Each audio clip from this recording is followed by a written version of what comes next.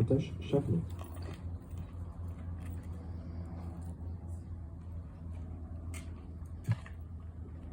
Madame la députée, Béatrice Perron,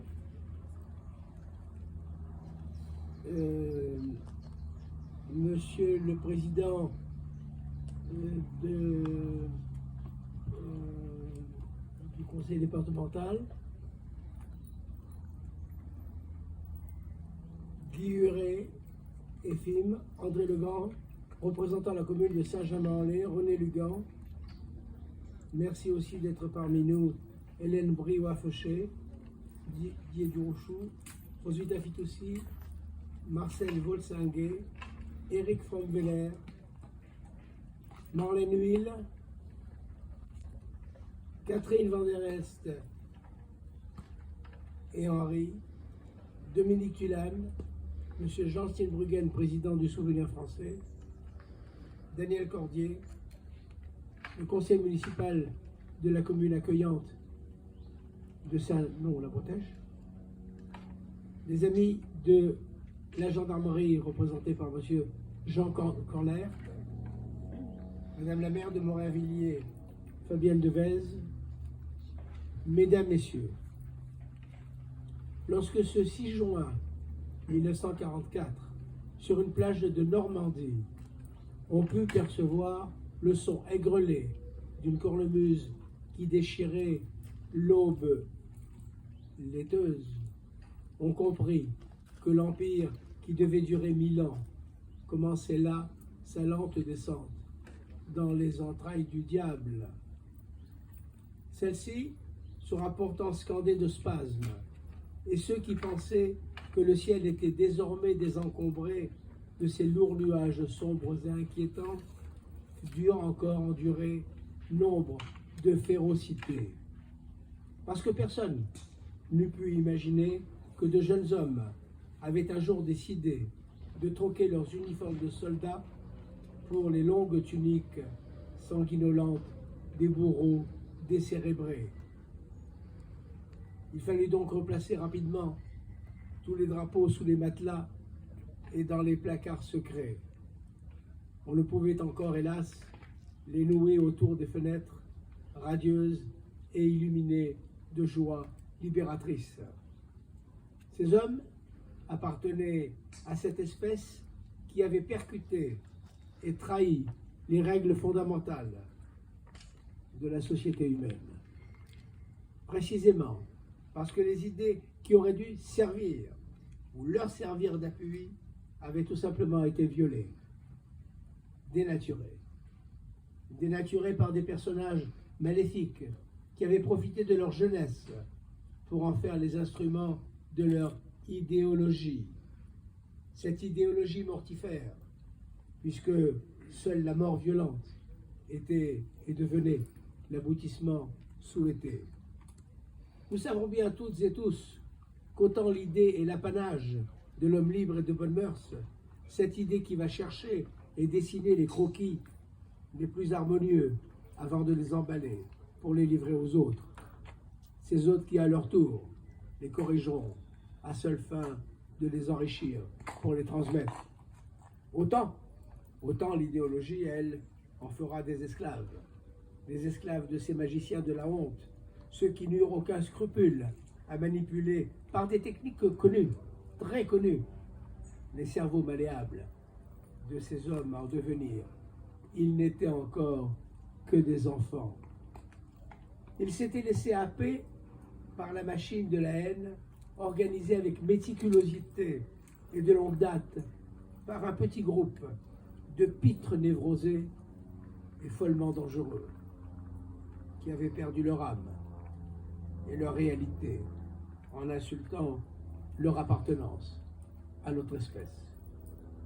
Ils avaient dans le même temps confié à des collègues d'entreprise la mission d'aménager des chambres bizarrement conçues et à l'odeur inconnue. Étrange odeur, très étrange odeur. Ces hommes, engoncés dans une liste effroyable de crimes qu'ils auraient normalement dû être en devoir, en obligation de payer, et qui ne l'ont pas été dans leur entièreté. Et loin s'en est fallu, et justice ne fut pas rendue. Ces hommes en troupeau désarticulés avaient un jour fait allégeance à un berger vicieux, perdu dans des chimères nauséabondes et falsifiées, et au paradigme en déshérence. Ils avaient mêlé leur bêlement atone et ridicule dans une sorte de mantra, celui qui vit des cerveaux, sans rien construire. Au lieu de remiser toutes ces stupidités dans la boîte en fer blanc du dernier tiroir de la cuisine et que depuis longtemps on n'ouvre plus. Non, au lieu de tout cela, l'ombre portée de ces décennies dantesques léchait déjà les prémices balbutiantes de celles qui allaient suivre, et bien peu de portes furent claquées à ces fronts étroits et qui outragent et vont jusqu'à meurtrir le cœur même de notre vieille, noble et généreuse Europe. Parce que nous assistons aujourd'hui à un spectacle musical lamentablement raté, sous les ordres d'un chef d'orchestre qui a égaré sa baguette pour la remplacer par une cravache qui déchire les chairs. Cet individu, brusquement surgi d'une steppe ténébreuse et qui nous suffoque par la trahison de sa partition. Celui-là même, grandiose meneur d'hommes et dont les commissures des lèvres sont rougies à jamais de sang frais. Celui-là même qui amputa à son profit la devise des mousquetaires d'Alexandre Dumas pour la remplacer par le « un pour tous », c'est-à-dire la sacralisation du groupe en faisant litière de l'individu. Celui-là même dont le libre arbitre de la liberté de penser s'annihile dans le désert du collectif stérile et qui se disloque dans le brouhaha du groupe en se parant des plumes de la perversité de l'idéologie. Les décombres de la précédente tragédie humaine étaient encore fumantes et on avait eu à peine le temps de recolorier les fleurs des cerisiers du printemps. Alors il nous faudra acquérir le regard perçant et surhumain d'un Michel-Ange, qui lui pouvait discerner, bien dissimulé dans sa gangue minérale, un David portant fièrement sur l'épaule sa fronde pour détruire le monstre. Alors il nous faudra tout reconstruire avec la volonté farouche de celui qui craint de perdre une nouvelle guerre et oblitérer la malfaisance de cette époque maudite, comme certains héros le font de nos jours et sous nos yeux, incrédules et admiratifs, et dont nous aimerions tant en être les complices ou le prolongement. Les autres de la dernière, c'est-à-dire les lâches, les veules, les pauvres de cette époque effrayante, partaient avec dans leur bagage de bien tristes passions. Ils avaient même eu le déshonneur de quitter lâchement le pays des grandeurs, en ayant eu l'outrance de le nommer l'État français, et qui s'enfuirent précipitamment et piteusement en villégiature à Sigmaringen, en laissant choir à terre un honneur bien frelaté.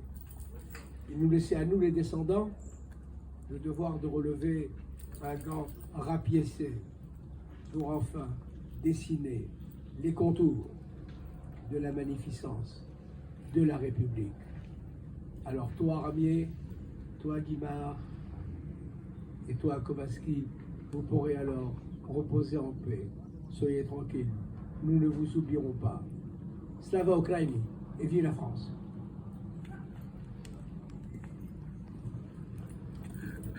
Allocution de Jean Steinbrück.